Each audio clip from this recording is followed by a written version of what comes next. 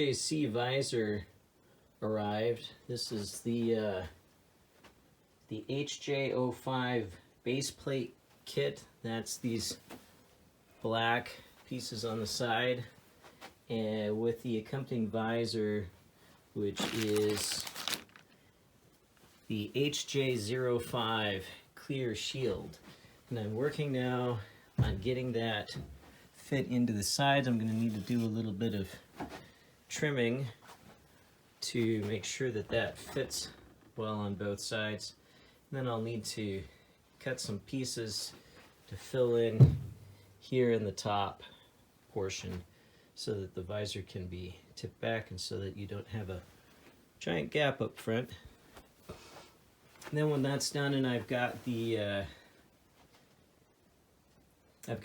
whole area covered with a layer of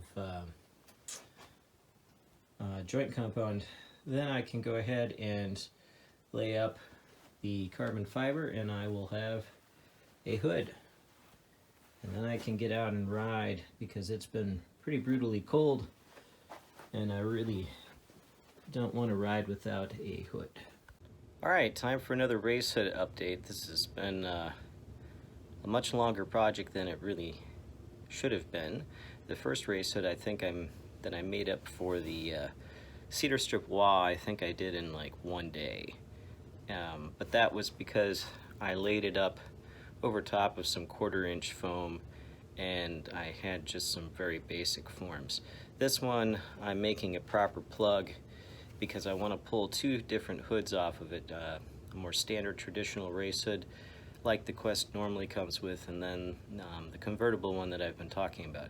So I'll show you where I'm at with that and also show you real quick the cedar strip wall hood. So this is the, oops.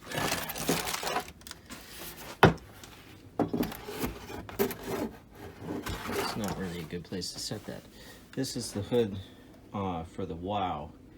This is all made out of just a 1/4 inch foam insulation that was very lightly hot glued to a form, and then single layer of 4-ounce fiberglass on either side. And it works well. The tape on the windows is because it's cold here, and while it was getting rather cold with the windows open. It's just a very quick basic thing. It's not a very smooth finish, and I probably will eventually make a better hood for it. But here's where I'm at with the plug. Now you may wonder why the front of the plug has what looks like pink band-aids on it. There's a very good reason for that. I had it shaped back to about here, and that was before I got the visor, the motorcycle visor, and I knew I was going to need to make some changes to the front, but I didn't know how much, and I should have held off on shaping the front until I was sure I was going to go the motorcycle visor route, because that has made quite a bit of extra work. But there's the visor loosely fit in place. I had to do a little bit of sanding along here to smooth that out, and I added just some 2-inch strips of foam, 1/4 inch foam insulation to the front here to build it up. And it looks a little weird right now, but once the joint compound is on there, I think it will be a nice smooth look. I had to carve out spots for these plates, and it sits right about roughly there. And so then I need to add in some joint compound in there and get all of the cracks filled in, and then do a final sanding on it. Let's see how that fits in on that side as well. Alright, so I've got the joint compound applied, and you can see that the shape looks quite a bit better. There's a little bit of a low spot right up in this area that will need a little bit more filler to smooth that out a little better. And then I need to work on smoothing out this area in here, and then I need a little bit more joint compound over in there to smooth that area out. Or I may just need to sand this down a little bit more. Otherwise, I'm pleased with how that turned out. And I think one more application of some joint compound and the plug will be ready to go. All right, I've got the filler in there now, and it's pretty close to, well, it is dry. It's not quite 100% done yet. I want to fill in this little area just a little bit more and see if I can get that top just a little bit smoother, and I might fill in a little bit more here. I'm not 100% happy with that.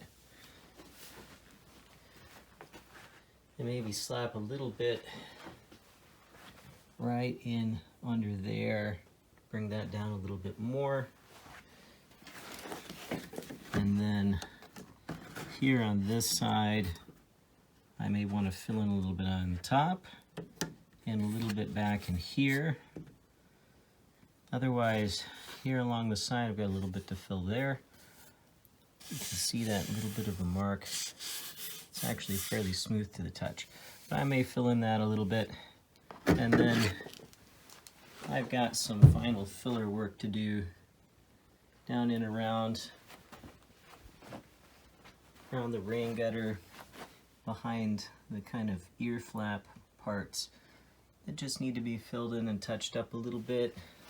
There's a couple of minor spots down in there I'd like to smooth out just a hair, and then I'll let it dry and wax it up, lay up the carbon fiber. Alright, it's time for another plug update. Don't mind the hair, it's been just, one of those days. Anyway, I've got what I hope is the final coat of filler on there, and I'll show you what it looks like now. Ta-da! I am really, really, really happy with the way this thing has turned out. I've got now a nice smooth filled curve around here. It'll get sanded down here in a moment. I got the little bit of the dip here in the top pretty well filled in. I'll get that sanded down smooth, and then the same here in my little bit of a rain gutter. The only thing I'm not happy with is, I don't know if it'll show up in the video, but I've got just a little bit of an indent here, and I need to sand in this area just a little bit more so that it's a better transition. Show it from the other side. It doesn't quite match the profile. It comes in just a little bit more than the other side, and I'm not totally happy with that. Otherwise, I think for a home-built Racehood that it turned out pretty well symmetrical, about as well as anything I'm going to do. You can see here, top profile is smoother than before, and I think it's a pretty good copy of the current Racehood for the Quest XS. Alright, so now I've got this all sanded down. There's a little bit of filling yet to do right up in here, and there's a little bit down in there along the rain gutter, just to make sure that I don't end up having to do some unpleasant sanding where I have problems pulling it out of the mold. You see there's just a couple spots there. Then I want to build out just a tiny bit more in this area. I've got that sanded down here much more smoothly, and it tapers in better now, much more like the other side. So just a little bit of touch up. The top looks good. There's maybe just a tiny bit of a hump here, but I'm gonna just leave it like that. All right, so the plug is done. I just took a damp sponge with most of the water, well, pretty much all the water wrung out of it, and ran it across the plug to dry, to clean off the sheetrock dust. And I'll let that just dry up just a little bit. It's a nice smooth surface. There's low spots here and there that I think in the grand scheme of things won't matter. There's a couple spots that are just a little bit damp from the, but that's a nice smooth feel to it. Same in here. Spots like that aren't going to matter because that's all going to get cut out. The same along the top and there.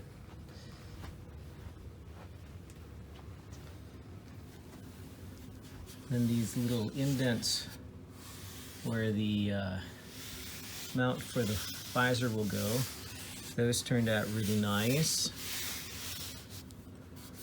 Some of that is just because the mud underneath wasn't very good mud.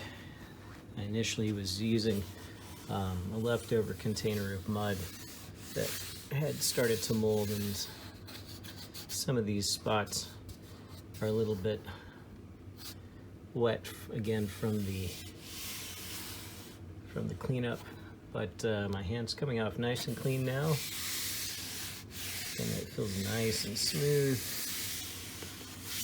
These spots where the foam underneath show through, I don't think those will be a problem. It'll all be waxed up. And if you're thinking, well, it looks kind of lumpy, well, it's not. Again, it's because I used two different types of mud.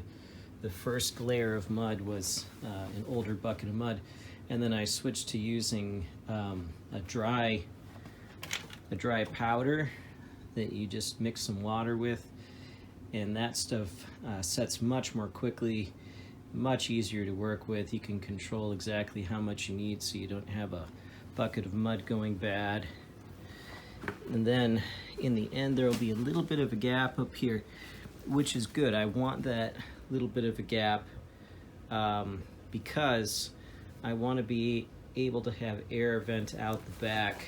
Otherwise, when you're riding, it really builds up moisture inside. Even with the foam cover, in cold weather riding, it really builds up moisture. So having that vent back there should help a little bit. And there'll probably be a little bit of venting on the sides as well, just because, you know, you've got the 1/4 inch foam underneath there. But anyway, I'm really happy with how that turned out, and I should be able to get the mold waxed up here in a few minutes, and then I can lay up the carbon fiber fabric, and in the morning I should have the hood ready to pop off the mold, and then I can roll on with the foam roller the finish coat, since I'm, you know, just going straight off the plug rather than making a mold off